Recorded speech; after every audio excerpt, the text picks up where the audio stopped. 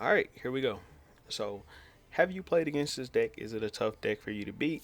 Of course, mine's is not a perfect deck list, but I am crafting these cards. I'm in the process of making a deck so I can start playing it myself. But if you're having troubles and you don't have the UR to play this, you're still playing your current deck, or you have a deck that can play some of the counters and work against this deck, then I would recommend watching this video because this will be helpful. Here are some of the cards. There are more. Trust me, there's a lot more cards that can counter this deck. But here are some of the main cards that you can run. We got Dimension Shifter. We got DD Crow. We got Macro Cosmos. All three of these cards can be run in one particular deck that hard counters the way that this deck plays, which is Fluendaries. Two of these, three of these, three of these. Hard counter, you're almost always going to open one of these, and then your opponents are screwed. They cannot beat you.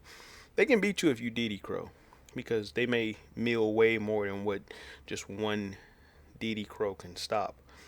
But you can stop combo lines with DD Crow. Um, there are synchro decks that can play Herald of Arclight, and I'll showcase that. Abyss Dweller. Almost everything you can play the Abyss Dweller. You just need two level 4 monsters. And then this card right here that nobody's been talking about, Soul Drain. Look at the effects. Monsters that are banished as well as monsters in the graveyard cannot activate their effects. This card is not limited like Skill Drain. This is one of the three of the Skill Drain type cards. There's one to prevent hands effects in the hand. There's one to prevent monster effects on the field, which is Skill Drain, the most known of all of them, and then monster effects that get negated in the graveyard with Soul Drain. What decks can play that? What decks don't use monster effects in the graveyard? There are a ton of decks that don't use monster effects in the graveyard. For example, let's look at Dark Magicians. Dark Magician uses their graveyard, but they don't use monster effects in the graveyard. So Dark Magicians can play all of that pretty much. Of course, you don't want your stuff banished, so you wouldn't play the stuff that banishes cards, but Dark Magicians can 100% play that. If you have a Dark Magician deck, you can run that at 3. Um, of course, you are going to be reviving monsters from your graveyard with Dark Magicians, but you're not actually using monsters to do it anyways.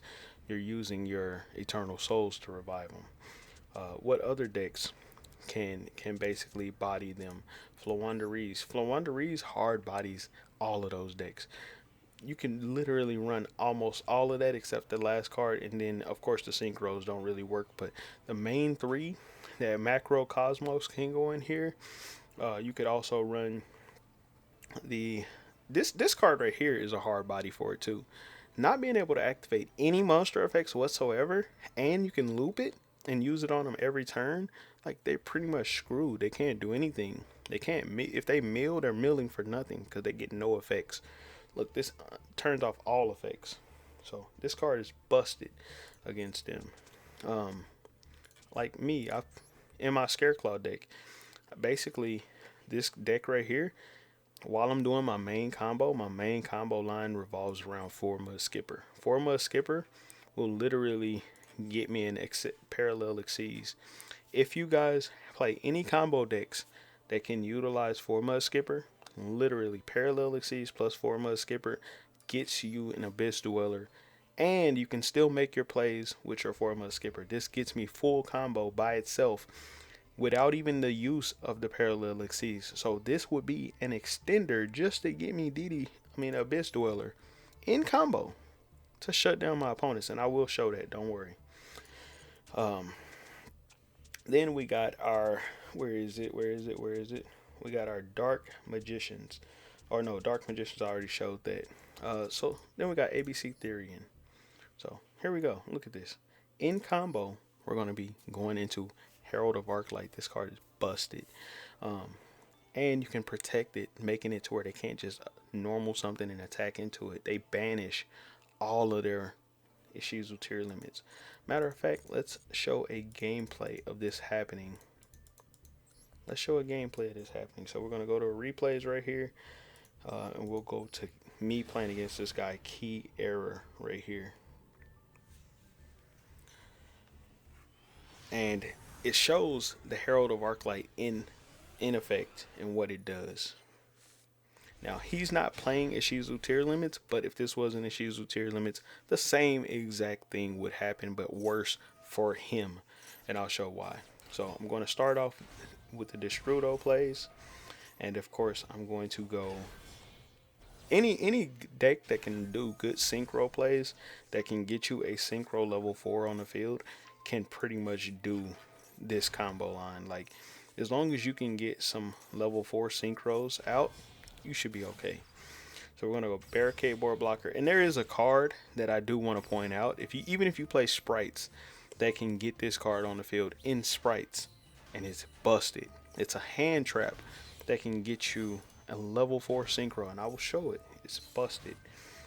Super, super, super good. Don't worry, I'm gonna get to it.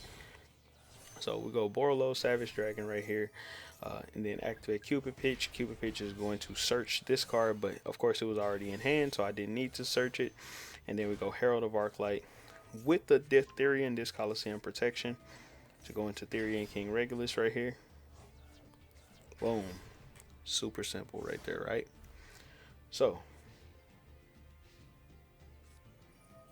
he goes Foolish Burial. He's going to go into Sword Soul. We are going to negate that, and of course when he discarded off a Foolish Burial, look, his shit went straight to the banish pile. It instantly got banished, so he couldn't even use it. Now here's one of the more busted cards that you can run in your sprite decks. I do want to show this because it is very, very, very powerful. So where's my sprite deck?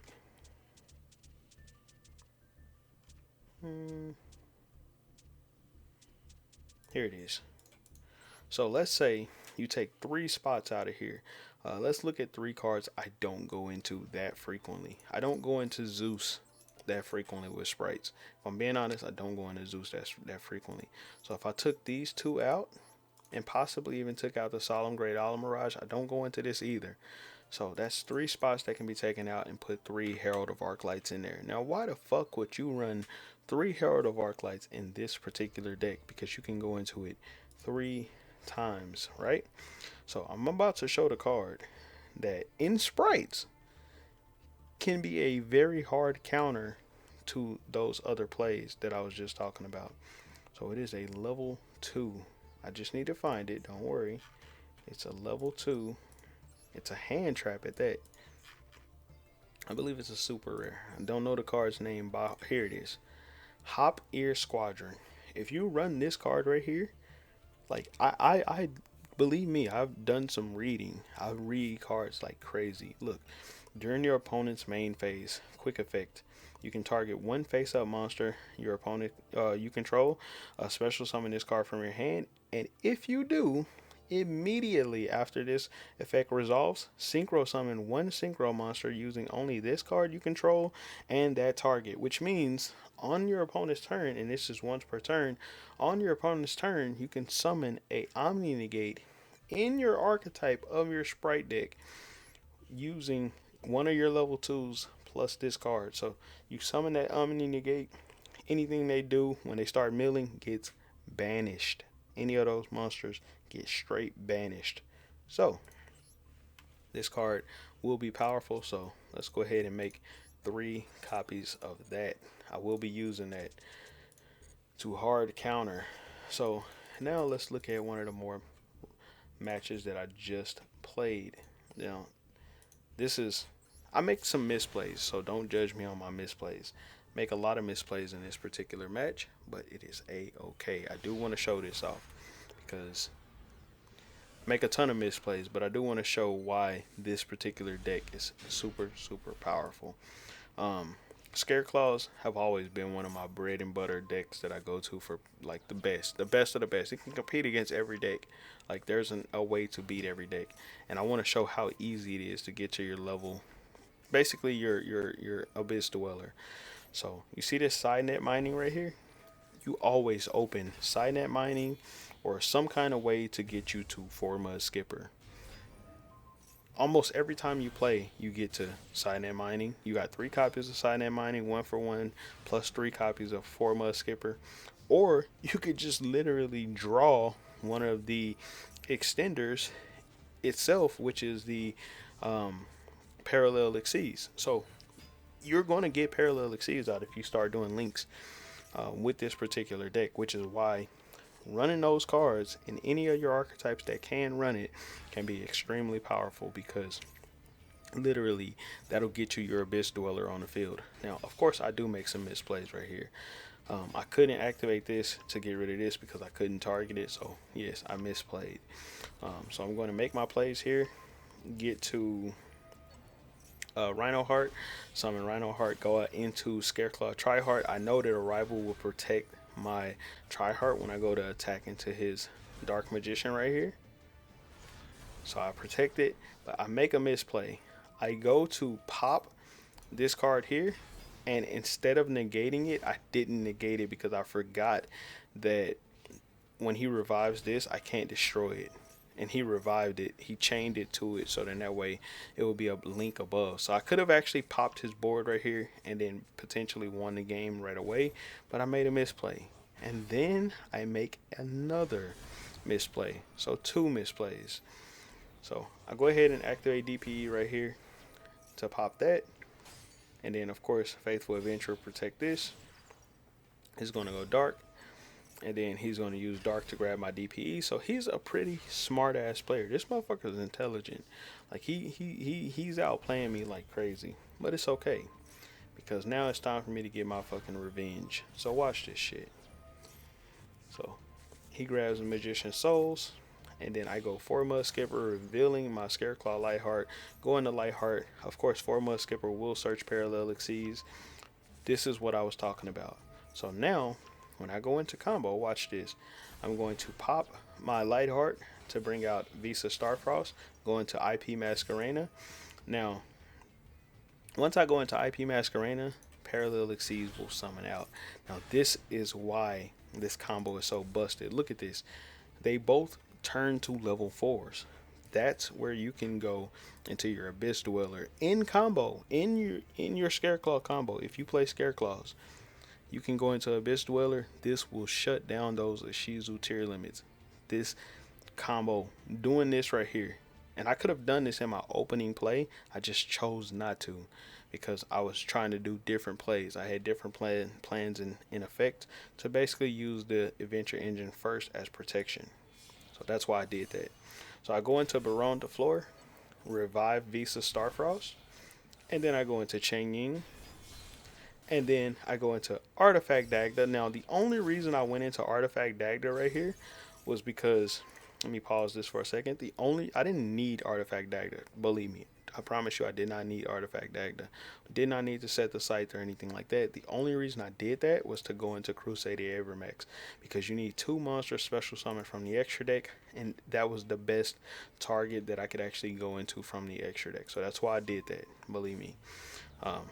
So then I activate the Water Enchantress. Now, the reason I activate Water Enchantress is not to get this card. I don't care to have this in my hand. The point of doing this was, if I banish Water Enchantress, it triggers Cheng Ying. This card can't be protected because this one protects it from battle destruction. So I was going to be able to banish his Eternal Souls. Yeah, kiss my ass. GG's, my boy. Over with for you. And he knew, so he was out this bitch. He knew. GG's, my boy. He got outplayed. Look at his deck. Outplayed. I would have banished his 1 Eternal Souls. Even if he would have went into another one, this card would have been long gone by then. Where is it? His 1 of Dark Magician and Dragon Knight would have gotten banished. His 1 of would have been gone of that. His 1 of would have been gone of the Dark Magician. So GG's, my boy. You would have been holding that L, because I 100% would have held out on my negate until he activated his other Eternal Souls to revive this, or I would have just banished it before he even got the chance. Now, he didn't have any way to beat that, and he did before, but shut him down. So hopefully you guys enjoyed this video. Hopefully you saw some helpful things that might help you against the Tearlaments matchup, or some helpful things that might give you some inspiration or idea for things that you can put in your particular decks. So I'll catch you guys on the next one. Peace.